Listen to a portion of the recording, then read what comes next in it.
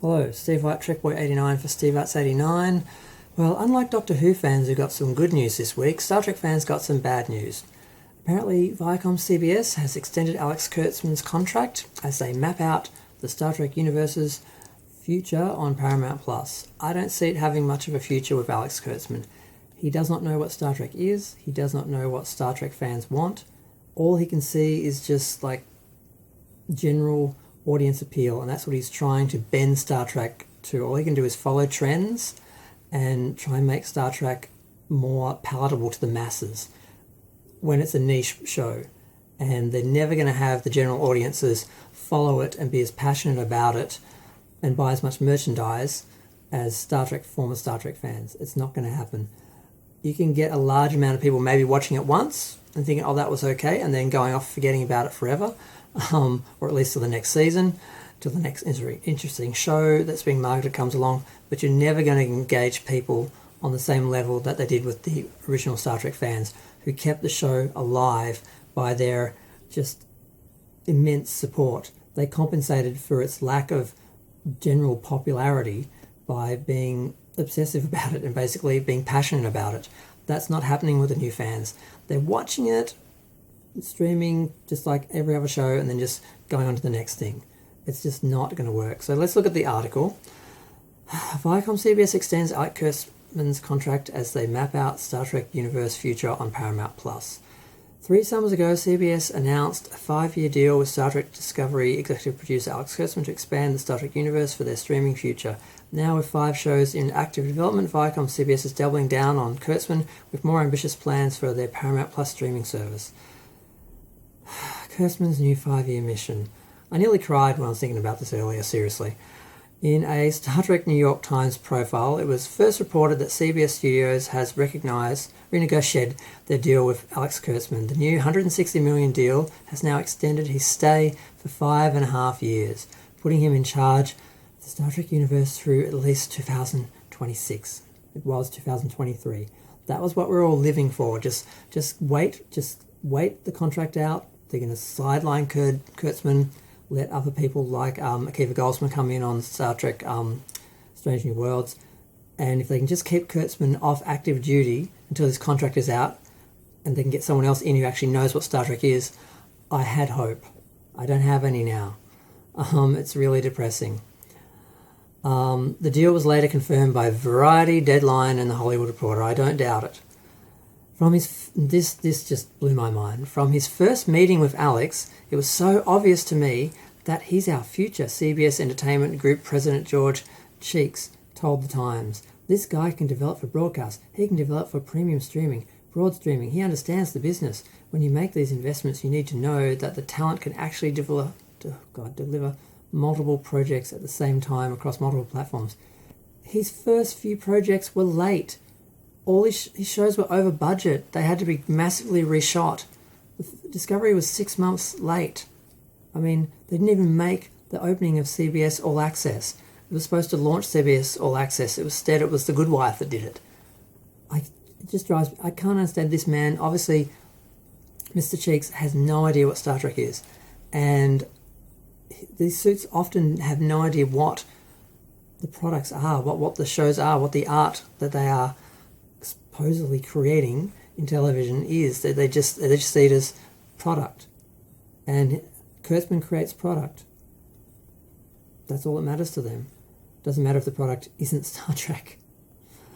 Growing Paramount Plus to compete with streaming wars against giants like Amazon, Netflix, and Disney Plus is a particular challenge for Viacom CBS right now, and this deal is seen as part of their plan to extend the service. Kurtzman tells The Times he welcomes the challenge and sees more opportunities in streaming. God, I haven't read this part yet. I do believe that the line between movies and television is gone now, and that, to me, is a tremendous opportunity for me and for the show and for showrunners like me. We can tell stories in a new way. We are not limited to the narrow definition of how you tell a story. Something must be told in 10 hours, or something must be told in 2 hours. He has no clue. He really doesn't have any clue. I'm not even going to get into that. Just getting started, including a Worf comedy. God, I know Marina Sirtis and Michael Dorn did suggest a comedy with the two of them as a married couple or a couple or something. That was something that happened at some point, clearly before she married Riker. I don't know how that even worked. I never looked into it because it was so ridiculous. But he's been pushing for stuff like this for a while. Dorn really wants to be in the show. Obviously, he wants to work. I don't blame him, but I mean, God, pick a project that's actually like worth developing. When Kurtzman signed his deal with CBS in 2018, Star Trek Discovery had only streamed its first season, and other Star Trek shows were only in early development stage. Since that time, his secret hideout production company has launched Star Trek Picard, featuring the return of Sir Patrick Stewart, which was just abysmal. It made Discovery look good. At least Discovery was in space and had some elements of Star Trek in it. Picard was just like the drama version and was just awful. And Star Trek Lower Decks, the franchise's first adult animated comedy. According to the Times report, Discovery and Picard are among the most watched original series on Paramount+. I cannot believe that. And they would lie, so just because they say it doesn't mean it's true, but I don't know. I can't prove it's not either. More seasons of Discovery, Picard and Lower Decks are currently in production, along with new live-action series like Star Trek Strange New Worlds, which is our only hope, set on Captain Pike's USS Enterprise, and the kids' animated series Star Trek Prodigy, coming this fall. At least does look creatively, artistically good, aesthetically good. Prodigy in particular has been cited as an important show for Viacom CBS, with CBS Studios President David Straff telling the Times it obviously builds fans at a much younger generation. That doesn't make any sense. Okay, I'm having trouble reading this, but some of their quotes don't make sense either, which helps with consumer products, but it's also a smart way to look at building an entire universe. We have already seen evidence of this with recent Star Trek announcement of Playmates toys returning to Star Trek with brand new broad license. Now, Star Trek always appealed to kids. The reason why it doesn't is because the new shows are not Star Trek, and they were aimed at adults and aimed at being anti-Star Trek. So this whole idea you have to create kids shows to appeal to kids, you're actually just talking down to them and alienating them because they're going to be insulted by it. Like I was insulted by most animated shows as a kid, but I liked Star Trek because it was intelligent. It's not going to work. Maybe for stupid kids who'll buy toys maybe for a little bit, but then they're not going to follow on and be Star Trek fans and continue to support the franchise. Not going to happen. A couple of shows that we've heard of before, we've cited, are in the works. The first is Section 31, which is the absolute opposite of Star Trek, the epitome of anti-Trek, starring Michelle Yeoh. They would be better doing a show with her because she's a great actress and she's a big star. They should have just done a show with her set before Discovery on the Shinzu, where she just got to be an awesome Asian woman captain. That's what they should have done. But no, they're going to have her be the anti-evil Star Trek because they just have to destroy Star Trek because they hate Star Trek. Basically, at the end of the day, they hate the positive, optimistic universe. They can't conceive of it. They can't comprehend it, so they just have to drag it down to like current day so that normies can get it and they can get it because they're not Star Trek fans. They don't have the capacity to comprehend it. It's so upsetting. The show was first announced in 2019. Since then, the writers' room was put together early in the year. Kurtzman cited the global pandemic for keeping it from going into production, saying he was still very optimistic about the product. The other show mentioned in the New York Times article was set at Starfleet Academy, aimed at younger audiences. The project was first mentioned in 2018, said to be coming from Stephanie Savage and John Swartz, producers of the shows such as OC, Gossip Girl and Marvel's Runaways. However, there's been no real reports on development in the last 3 years. Now that had some hope, because it could still be Star Trek in that realm, but it would probably just be generic teen drama stuff, and a lot of people wouldn't get into it because of the sci-fi element. Star Trek fans wouldn't get into it because it didn't deal with any sci-fi elements. I can't see that doing that well. It has potential, but not the way I think they would do it. Like the OC in space, no. There was also a weirder idea mentioned in the Times piece. Kurtzman pointed to a pitch from writer-producer Graham Wagner, who wrote the short Trek episode The Trouble with Edward, and he's best known for his work on The Office, Portlandia and Silicon Valley. The Wagner pitch centered on the character of Worf. Kurtzman recalls the concept incredibly funny, poignant and touching. Michael Dorn has been actively been seeking a Worf-centered series for years, but his concept is quite different. Regarding the future of the franchise, Kurtzman said, "I think we're just getting started. There's just so much more to be had." Pushing boundaries. During his tenure with Trek, Kurtzman has moved the franchise into new areas, but he tells the Times he has even more ambitious ideas.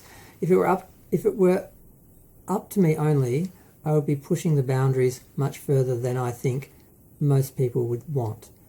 I think we might get there. Marvel has actually proven that you can, but you have to build a certain foundation in order to get there, and we're still building a foundation. Well, at least he has some sense. DC tried to replicate Marvel's popularity and Marvel's universe without setting up the groundworks, and they fell dead. At least he gets that. He does know how Hollywood works, but he doesn't know how Star Trek works.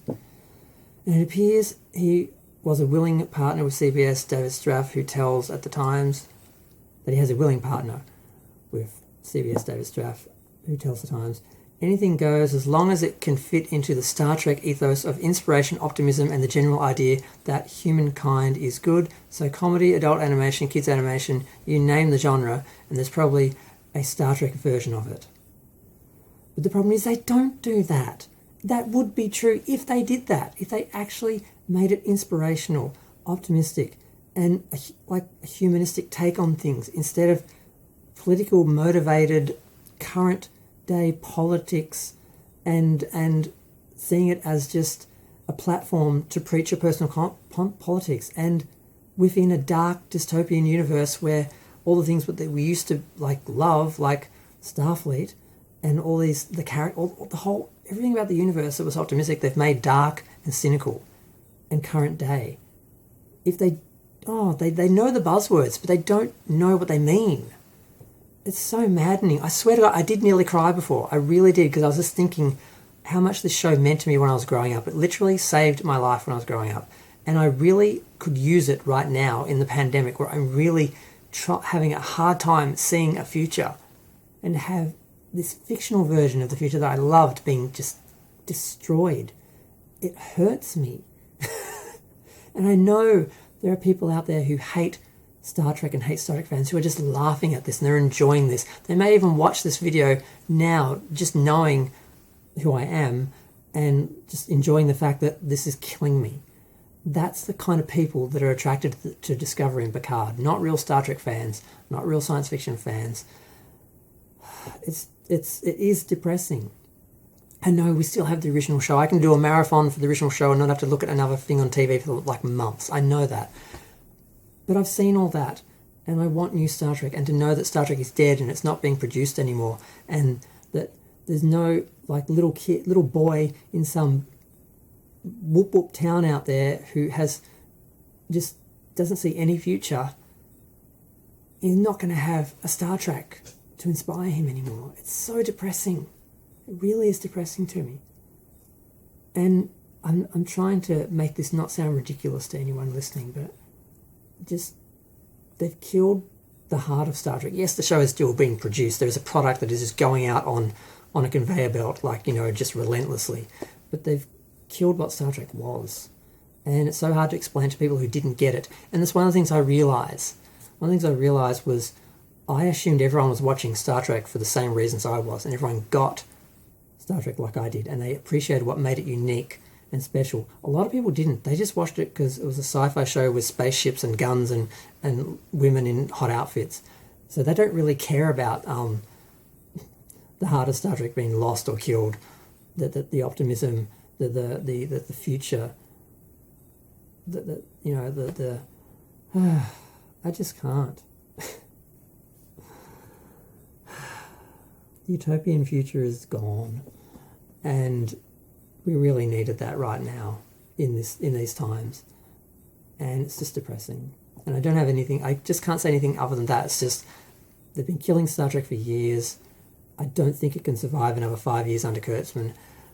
I really was just thinking we just have to wait him out, wait for someone else to come in, and just pray someone who actually gets Star Trek, or at least doesn't hate it the way Kurtzman does and try and make it into the complete opposite of what it is, because he thinks that will sell. Even if they just get it on a basic level, it would be better than what he's been trying to do to it for the last 5 years. And just to have these issues with Star Trek and then have people attack you and say, oh, you're a racist, you're a homophobe, you hate women because you don't like Discovery. None of the things I don't like about Discovery have anything to do with the cast or the ethnicity or the sex of the actors or the actresses or anyone in the show. It's what they've done to the show itself, the writing, the themes, the ideology, just all the things about it that made Star Trek unique and beautiful and inspiring. They are just drowning them under just an ocean of just mediocrity and general audience pandering. I don't know what else to say. I just can't. I'm gonna go and do something that makes me feel better about the future, because this does not do that. This is just the worst thing I've heard for so long. I'm going to go. Feel free to share, like, comment, subscribe. Let me know what you think. Thanks.